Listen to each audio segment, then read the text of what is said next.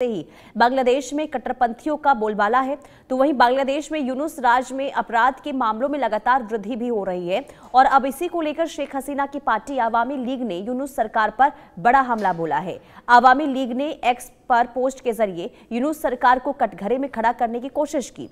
Awami league ने post के जरिए बताया कि सुदखोर यूनुस के शासन में 15 महीने बीत चुके हैं। ढाका मेट्रोपॉलिटन पुलिस के अनुसार इस अवैध सरकार के 14 महीनों के शासन में अकेले ढाका में 456 हत्याएं दर्ज की गई है और पिछले सितंबर में इस अक्टूबर तक डीएमपी ने औसतन हर महीने 33 हत्याएं के मामले दर्ज किए हैं। पूरे देश में 4177 हत्या के जो मामले हैं वो दर्ज किए गए और ये केवल मामलों की संख्या है। ऐसी कई हत्याएं हैं जो कभी सामने भी नहीं आई।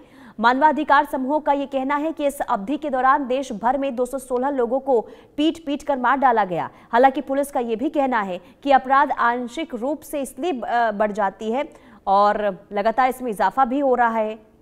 आपको बता दें कि यूनुस ने शीर्ष अपराधियों को रिहा कर दिया और पुलिस उन पर नियंत्रण भी नहीं कर पा रही है और यह भी बहुत बड़ा सवाल बना हुआ है। तो कुल मिलाकर देखिए जिस तरीके से स्थिति इस वक्त बांग्लादेश की बनी हुई है, क्योंकि कहीं ना कहीं इस बात की उम्मीद जगाई जा रही थी, लोगों को इस बात की भी उम्मीद थी कि तख्ता पलट हुआ और इसके बाद कहीं ना कहीं यूनुस जो हैं कोई कदम उठाएं, लेकिन कोई वो कदम उठाते हुए नजर नहीं आए और इसके बाद अब ये हालात हो गए कि कट्टरपंथियों का बोलबाला जो है वो लगातार यहाँ पर बढ़ता हुआ नजर आ रहा है।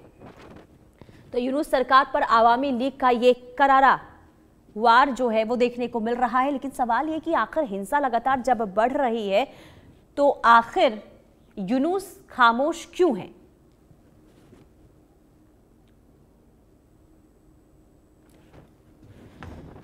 तो ये बहुत चिंता का विषय इस वक्त देखिए बांग्लादेश के लिए, क्योंकि तख्ता पलट के बाद भी वहां पर हालात और स्थिति बदलते हुए नजर नहीं आए। देखिए यूनुस सरकार पर आवामी लीग का यह हमला है और क्या कहा गया वो भी समझ लीजिए। यूनुस सरकार पर आवामी लीग ने हमला किया। बांग्लादेश में कट्टरपंथियों ने कोहराम वहां पर मचाकर रखा, यानी कि जो कट्टरपंथी वो बेलगाम हो गए हैं। यूनुस शासन में बढ़े हत्या, दुष्कर्म जैसे अपराध और इसी के साथ ही यूनुस के 14 महीनों में 4177 हत्या के मामले दर्ज किए गए हैं, यानी कि वो मामले हैं जो सामने आए हैं। 14 महीनों में ढाका में 456 हत्याएं जो है वो की गई है और इसी के साथ ही बांग्लादेश में हर महीने 33 हत्या का जो मामला है वो दर्ज किया जाता है। इसके अलावा अगर हम बात करें तो देखिए 216 लोगों को पीट कर यहां पर मार डाला गया, यानी कि खुलेआम वहां पर हत्याओं को अंजाम दिया जाता है। लेकिन यूनुस सरकार जो है वो चुप बैठी हुई नजर आती है। यूनुस ने नई बड़े अपराधियों को रिहा भी कर दिया और इसके साथ ही अपराधियों पर पुलिस का कोई भी नियंत्रण नजर नहीं आ रहा है और यही वजह है कि वहां की जो स्थिति है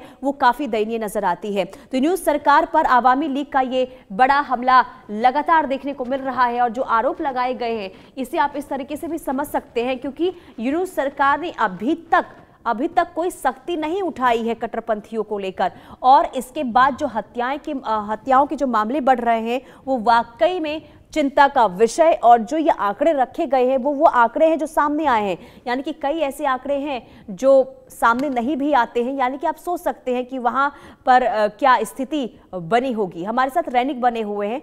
रैनिक देखिए, जब यूनुस सत्ता में आए थे तख्ता पलट के बाद तो ऐसी उम्मीद जताई जा रही थी कि स्थिति जो है हो सकता है कि सुधर जाए, लेकिन और भी ज्यादा बदहाल होती हुई नजर आ रही है। जो आंकड़े और जो हमला आवामी लीग की तरफ से किया गया है वो वाकई में हैरान कर देने वाला है। हाँ, एकदम देखिए, मोहम्मद यूनुस जब सत्ते में आए थे सब लोग उम्मीद लगा के बैठे थे कि मोहम्मद यूनुस सत्ते में आके बांग्लादेश का जो स्थिति उसको परिवर्तन कर देंगे, बांग्लादेश में शांति वापस आएगा, बांग्लादेश में शांत परिवेश जो है वो ठीक हो जाएगा, लॉ एंड ऑर्डर सिचुएशन सही हो जाएगा। मगर मोहम्मद यूनुस सत्ते में आने के बाद तस्वीर कुछ और ही बता रहा है, क्योंकि अगर देखा जाए तो आवामी लीग की तरफ से जो आरोप लगाया जा रहा है कि 456 मौत हुआ है जिसमें 200 के ऊपर लोगों को पीट कर हत्या किया गया है, इस तरीके का जो घटना का आरोप आवामी लीग की तरफ से उठाया जा रहा है, वैसा तस्वीर भी बांग्लादेश से बहुत सारे टाइम सामने आया है। अगर देखा जाए तो बांग्लादेश में जो कट्टरपंथी है उनके तरफ से लगातार हमले का घटना घटाया गया है। बांग्लादेश में अगर देखा जाए ढाका हो या चट्टग्राम हो, सिंह हो, ये सब जो जगह है, जिस जगह पर जो जगह पर मैक्सिमम हिंदू लोग रहते हैं उनके ऊपर जो हमले का घटना वो बार बार से बांग्लादेश से सामने आया है, जिसको लेकर बांग्लादेश का सरकार के ऊपर एक ही सवाल पैदा हो रहा है कि बांग्लादेश का सरकार क्या लॉ एंड ऑर्डर सिचुएशन को कंट्रोल करने पे नाकाम रहे हैं। ये सवाल बार बार से पैदा हो रहा है, क्योंकि अगर देखा जाए तो मोहम्मद यूनुस जब से सत्ते में आए हैं तब से लगातार प्रोटेस्ट का जो सर था वो कमता हुआ नजर नहीं आ रहा है। कुछ दिन पहले जब शेख हसीना के खिलाफ में फैसला सुनाया जा रहा था आईसीटी की तरफ से, उस टाइम में भी बांग्लादेश का हर एक जगह पर टोटल 52 जगह पर 52 एरिया पर प्रोटेस्ट हुआ था, जिस प्रोटेस्ट में पुलिस को लाठीचार्ज करना पड़ा था, जिस प्रोटेस्ट में पुलिस को टीयर सेल चार्ज करना पड़ा था। ऐसे कि 32 धानमंडी यानी जो घर शेख मुजीबुर रहमान का है, शेख मुजीबुर रहमान के घर को तोड़ने के लिए 2 बुलडोजर लेकर रास्ते में उतरा गया था प्रोटेस्टर की तरफ से। 2 बुलडोजर लेकर घर के ऊपर हमला किया जा रहा था, उसको रोकने के लिए पुलिस को लाठीचार्ज करना पड़ा, टीयर सेल चार्ज करना पड़ा, स्टन ग्रेनेड चार्ज करना पड़ा है, ऐसा पुलिस के सूत्रों के हवाले से खबर है। मगर अगर देखा जाए तो जो लोग प्रोटेस्ट कर रहे हैं, जो लोग ये लॉ एंड ऑर्डर सिचुएशन को नष्ट कर रहे हैं, तो उनके खिलाफ में कोई कार्रवाई, बिल्कुल कोई कार्रवाई नहीं हो रही है। रैनिक जो लोग विरोध प्रदर्शन कर रहे हैं या फिर जो हत्याओं को अंजाम दे रहे हैं, और यही वजह है कि कट्टरपंथी वहां पर बेलगाम होते हुए नजर आ रहे हैं। बहुत शुक्रिया।